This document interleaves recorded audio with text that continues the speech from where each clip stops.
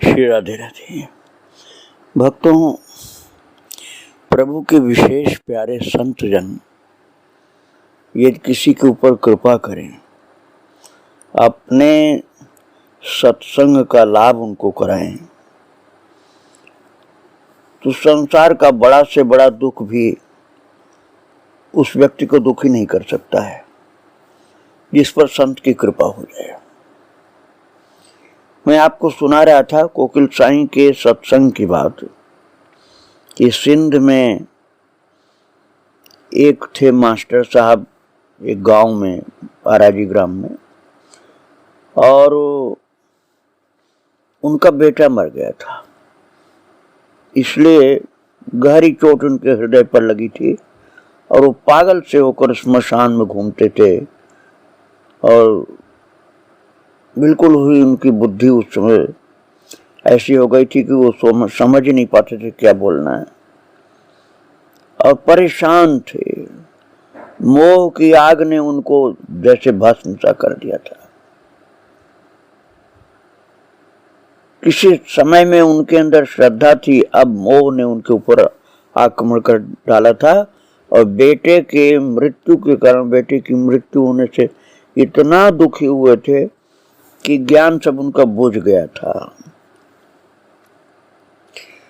और जब कोकिल साईं ने कृपा उनके ऊपर की है तो अद्भुत परिवर्तन हुआ है। बस उनके अंदर जो श्रद्धा थी, उस श्रद्धा के कारण कोकिल साईं के सत्संग का उनको लाभ मिलने लगा।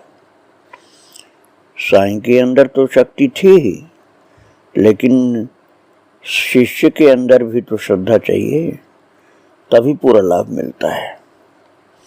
ऐसी अद्भुत श्रद्धा थी कि कोकिल साईं जहां वृक्ष के नीचे कहीं बैठते तो उसी वृक्ष की वो परिक्रमा करने लगते। मास्टर साहब जिनका बेटा मर चुका था,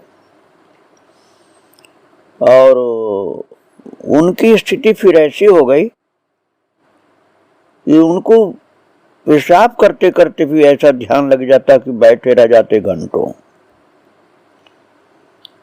और जब उनको होश होता सही ढंग से तो महाराज जी से अर्थात कोकिल स्वामी से बहुत सुंदर सुंदर प्रश्न पूछते थे और बड़े ही अदब लिहाज से, श्रद्धा से, भाव से बोलते थे। जैसे कहते थे, गरीब निवाज साहब, इस गुलाम का ये अर्ज है, इस प्रकार से बोलते थे। तो उन्होंने पूछा महाराज जी से, कोकिल स्वामी से, कि स्वामी जी, कर्मी, ज्ञानी और भक्त में क्या भेद है? तो महाराज जी ने कहा, कर्मी 3, ज्ञानी 1 और भक्त 2। भक्त जीव और ईश्वर, केवल ईश्वर ज्ञानी, कर्मी भक्त और ईश्वर, तो जीव और ईश्वर हुआ। ज्ञानी एक केवल ईश्वर और भक्त जो है भक्त और ईश्वर। इस प्रकार से बहुत संक्षेप में बता दिया। तो मास्टर ने कहा, कृपा निधान स्वामी, भक्त भेदभाव मानते हैं और श्रुति कहती है कि द्वैत में भय है, फिर तो भक्तों को भय बना ही रहेगा। कोकिल स्वामी ने कहा कि वेद की वाणी सत्य है, जब तक द्वैत है तब तक आपस में प्रीति कैसे हो सकती है? और दोस्ती का अर्थ है 2 अस्थि, जिसमें 2 हृदय एक हों। जब हृदय अद्वैत नहीं तब प्रतीत विश्वास नहीं। भक्तों, यहाँ अद्वैत का तात्पर्य है कि अपनापन इतना है कि वहां दूसरा दिखलाई नहीं पड़ता, एक ही दिखता है। आत्मा के द्वैत अद्वैत की बात में यहाँ नहीं की जा रही है। यहाँ अपना पराया, जहाँ पराया वहां द्वैत हो गया। पराया है तो द्वैत हो गया और पराया नहीं है तो अद्वैत हो गया। इसकी बात की जा रही है।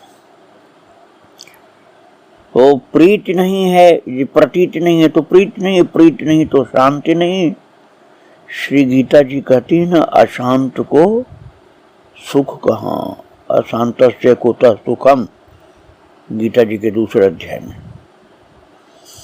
यहाँ वेद शास्त्र का सिद्धांत दिल एक करने का है। यहाँ आत्मा को एक करने की बात नहीं भक्तों, दिल एक करने का है, अर्थात परायापन को खत्म करना है।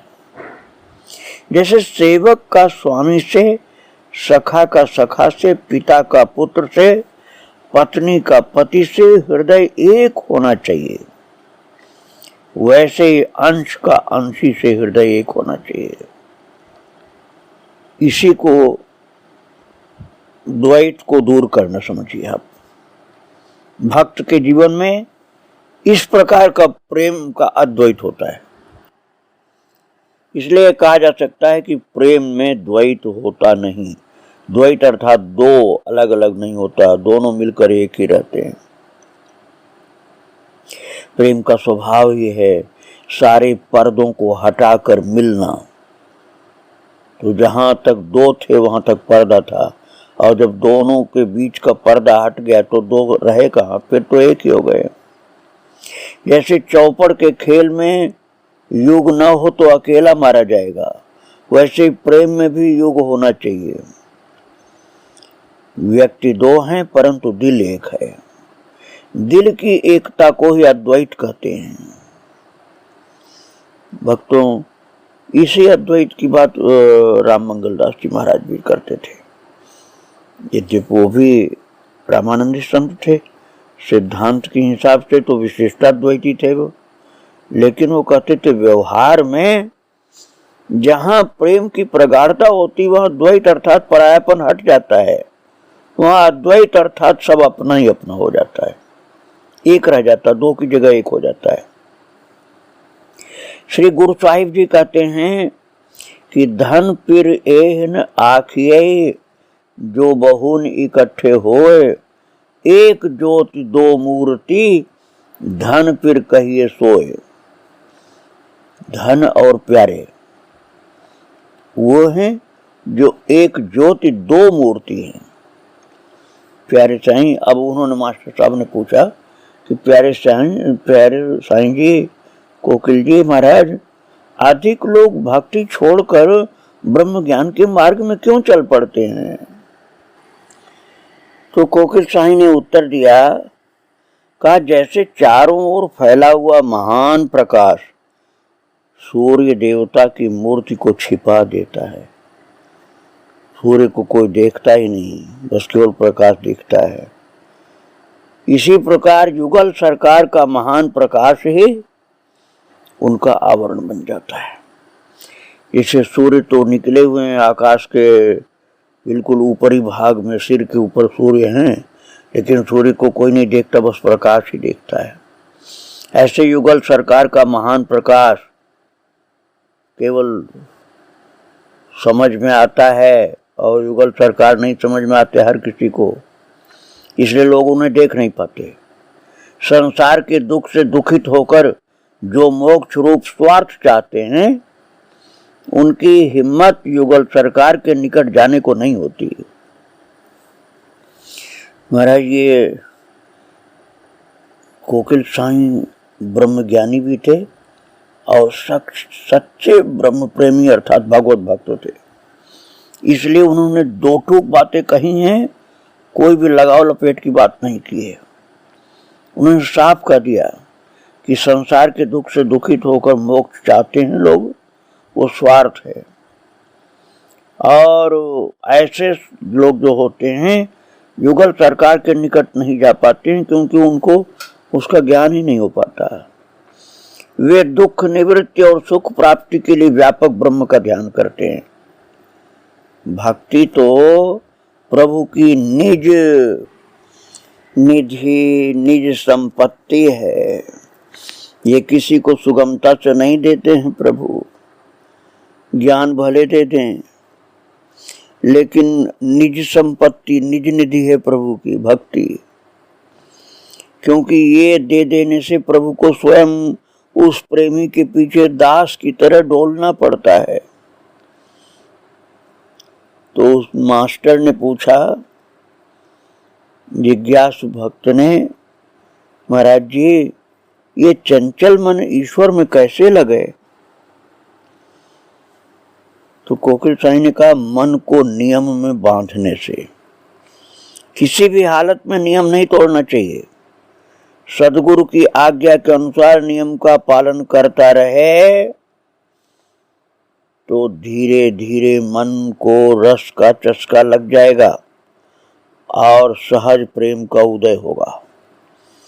यदि सर्वदा नियम का निर्वाह करता रहे और बीच में कभी भूल भी हो यदि, तो प्रभु संभाल लेते हैं। एक बार कोई सेवक संत का दर्शन करने जा रहा था, तो रास्ते में एक अनोखा सा बटोही मिला। उसने पूछा, कहाँ जा रहे हो? तो सेवक ने कहा, संत का दर्शन करने के लिए। तो उस बटोही अर्थात पथिक ने कहा, वे तो चल बसे, जिनका दर्शन करने तुम जा रहे हो, जिन संत का, वे तो चल बसे। तो सेवक ने कहा, उनके शरीर का दर्शन करूंगा।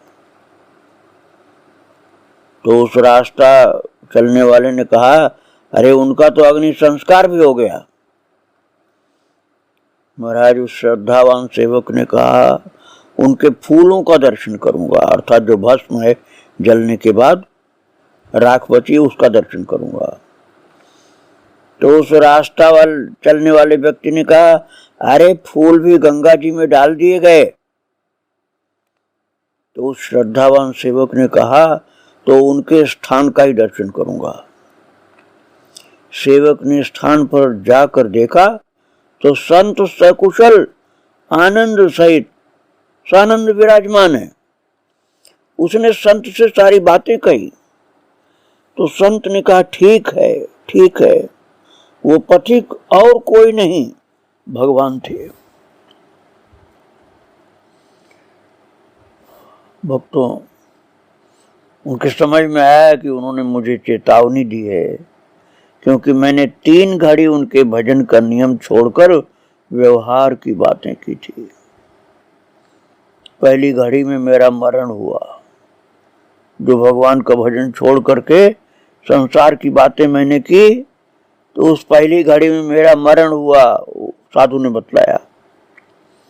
जिनका दर्शन करने के लिए वो श्रद्धावान भक्त आया था, उसको बता रहे हैं महाराज जी कि मैंने भजन का नियम छोड़कर संसार व्यवहार की बातें जो की, तो पहली घड़ी में मेरा मरण हो गया, दूसरी में अग्नि संस्कार हो गया और तीसरी घड़ी में फूलों का गंगा में प्रवाह हो गया।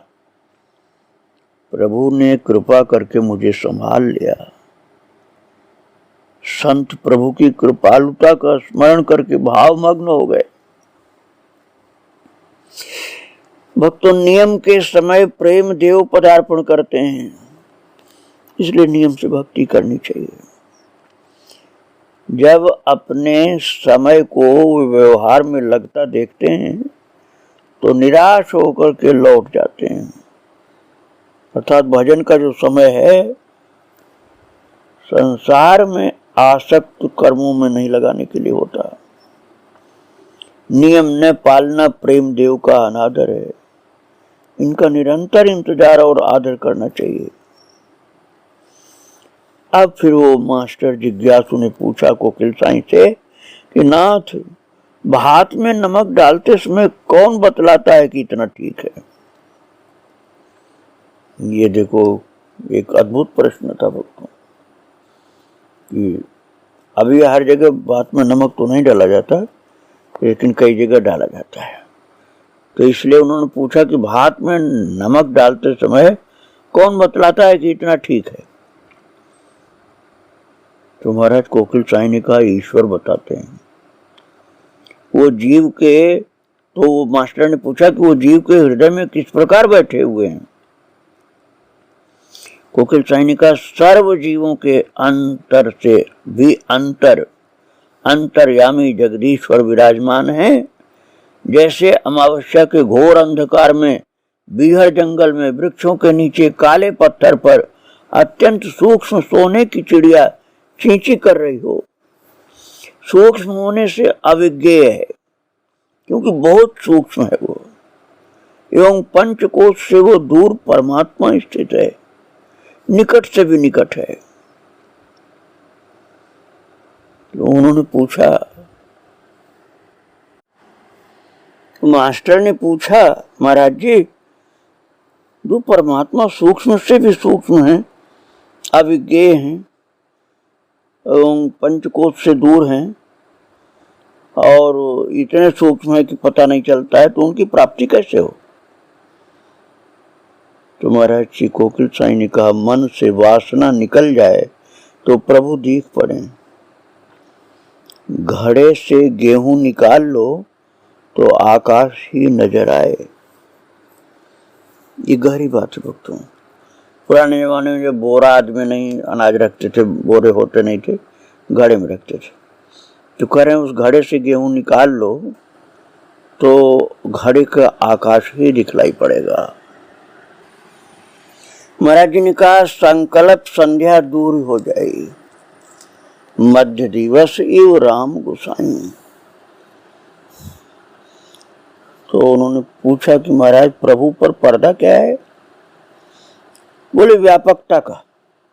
जब कोई भक्त पुकारता है तो घर्षण की अग्नि के समान प्रकट हो जाते हैं। इसलिए प्रेम की पुकार की जरूरत है। तो जिज्ञासु ने पूछा कि महाराज जी ऐसी प्रेम की पुकार वाली जो भक्ति होती है, जहाँ भगवान से विशेष अपनापन हो जाता है, उस भक्ति में सूक्ष्म बाधा क्या है, सूक्ष्म विघ्न क्या है? तो महाराज जी ने कहा, अपनी भक्ति को जाहिर करने की सूक्ष्म इच्छा। ये बहुत ही गहरी बात है भक्तों, बहुत गहरी बात है। महाराज जी ने कहा, अपनी भक्ति को जाहिर करने की सूक्ष्म इच्छा वो साधना को सिद्ध नहीं होने देती है। महाराज इस कमी में, इस विघ्न में बहुत ज्यादा लोग पड़े रहते हैं। हमारे अंदर कितनी भक्ति है, हम उसको छिपा नहीं पाते, हम उसको बार बार जाहिर करने की कोशिश करते हैं। कोकिल साईं ने कहा है, इसी अपनी भक्ति को जाहिर करने की जो सूक्ष्म इच्छा है, छिपी हुई इच्छा कि लोग जान जाएं कि हम भक्त हैं, वही बाधा है। भक्ति में वही बाधा है, वो साधना को सिद्ध नहीं होने देती है। जैसे अंधी आटा पीसती जाए और कुतिया खाती जाए। पुराना उदाहरण है भक्तों ने, जब घर में चक्कियां हाथ से माता लोग चलाती थी, तो एक माता नेत्रहीन थी, वो चक्की चलाती जा रही और आटा जो निकलता था कुतिया खाती जा रही थी, क्योंकि माता को दिखलाई नहीं पड़ता था, कुतिया सब आटा खा गई। वैसे ही इच्छा कुकरी साधना का आटा खा जाती। इच्छा कुकरी जो है, इच्छा कुकरी हमारी भक्ति की साधना का आटा खा जाती है। इसलिए अपने हृदय के भाव को लोगों की नजर से बचाते रहना चाहिए। जैसे नजर लगी, महाराज उसमें नुकसान होना शुरू होता है। और किसी वस्तु पर भी नजर लग जाती है और पता चल जाए तो उस लोगों की नजर लगी हुई चीज को अपने बच्चे को नहीं कोई खिलाना चाहता। वैसे ही लोग लुगाइयों की नजर का शिकार जो होता है, वो भाव प्रियतम को अर्पित करना नहीं ठीक होता है। रसिक जनों की यही रीति है। बहुत सावधानी वाली चीज बताया कोकिल साईं ने। तो जिज्ञासु भक्त ने पूछा, महाराज जी अपनी प्रशंसा की इच्छा न होने पर भी लोगों की नजर विघ्न डालती है क्या? कोकिल साईं ने कहा, हाँ डाल सकती है। एक संत कहते थे कि मुझे स्वप्न में भी भीतर के भाव को जताने की इच्छा नहीं है, तो भी अचानक सत्संग में कोई बात प्रकट हो जाने से विघ्न पड़ता है। इसलिए दिल की बात लब पर न आनी चाहिए। जो अंदर की बात है उसको मुंह से बाहर नहीं करना चाहिए। जब भक्त प्रभु के पास पहुंचता है तब वो उससे पूछते हैं, क्यों दोस्त मेरे लिए कुछ छिपा कर भी लाए हो? ठाकुर जी का भक्त ठाकुर जी के पास आखिर में पहुंचता है, जीवन के अंत में, तो भगवान उस भक्त को तो सखा मानते हैं ना। स्वयं ठाकुर जी ने कहा गीता जी के 5वें अध्याय के अंतिम श्लोक में, सुहृदम सर्वभूतानां ज्ञात्वा माम शांतिम रक्षति। मैं सच्चा सुहृद अर्थात दोस्त हूँ। तो उस समय आखिर में, जीवन के आखिर में जब जीव पहुंचता ठाकुर जी के पास भक्त, तो भगवान पूछते हैं, क्यों दोस्त मेरे लिए कुछ छिपा कर भी लाए हो? तब वो उनकी नजर के सामने, लोगों की नजर से अछूते अपने दिल के भावों का नजराना नजर करता है। जिसने चंचलता बस अपने भाव के गुप्त मोती बिखेर दिए, उन्हें दरबार में कच्चा समझा जाता है। फिर वो क्या नजराना नजर करेंगे, क्योंकि लोगों की नजर से तो कुछ बचा ही नहीं पाए। लोगों की नजर से जब कुछ बचा के लाए नहीं ले आए भगवान के पास, तो अब अपने भाव उनका कहाँ है बचा हुआ जो नजर से अछूता हो और जिस नजराना को वो नजर करें ठाकुर जी के सम्मुख।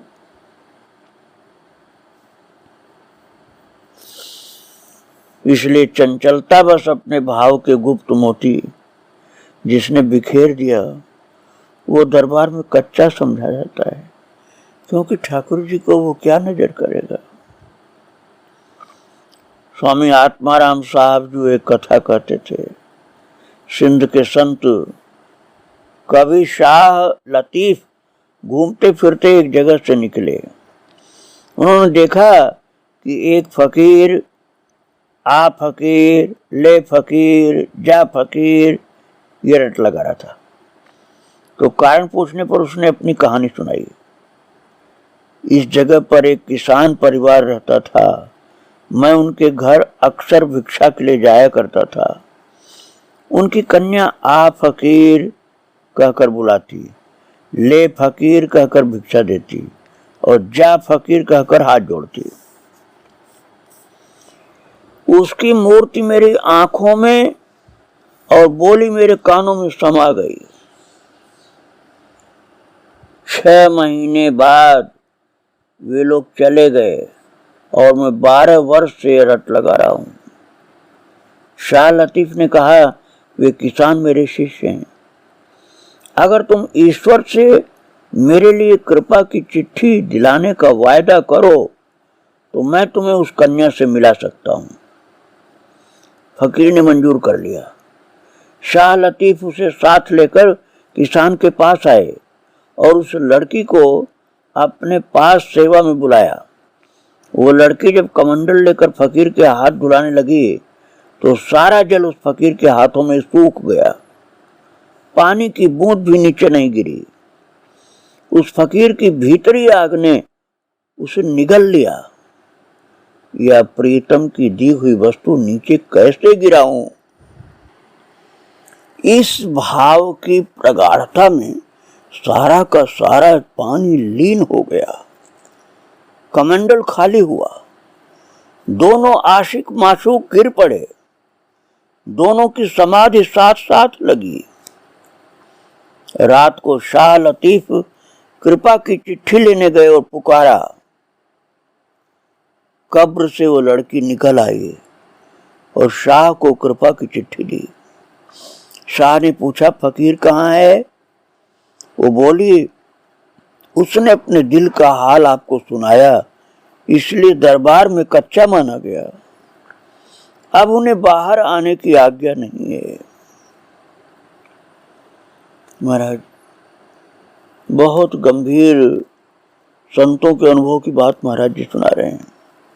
उन्होंने कहा महाराज जी ने कि इसलिए भक्त को अपनी भाव रत्न की मंजूषा गहरी भूमि में छिपा कर रखनी चाहिए। तात्पर्य ये है भक्तों कि भक्त को अपनी ऐसी कीमती चीजों को सबको दिखाना नहीं चाहिए। फिर पूछा है कोकिल साईं से उस भक्त ने कि भक्त को और क्या सावधानी रखनी चाहिए महाराज जी। तो उन्होंने कहा भाव का स्थान सदा स्वच्छ रहे, हृदय में छल छिद्र झूठ कपट स्व सुख का भाव न आने पावे, तब प्रेम रस का पूर्ण स्वाद चखेगा। हृदय के शुद्ध सात्विक भाव को केवल प्राणनाथ ही देखता है, उसकी प्राप्ति संतों की कृपा से होती है। अब आप समझिए संतों की कृपा का कितना बड़ा महत्व है। अब संतों की कृपा कैसे होती है ये बात मैं आपको कल सुनाऊंगा। आज महाराज जी के चरणों में प्रणाम करके ही विराम दे रहा हूं। श्री राधे राधे, जय श्री राधे राधे।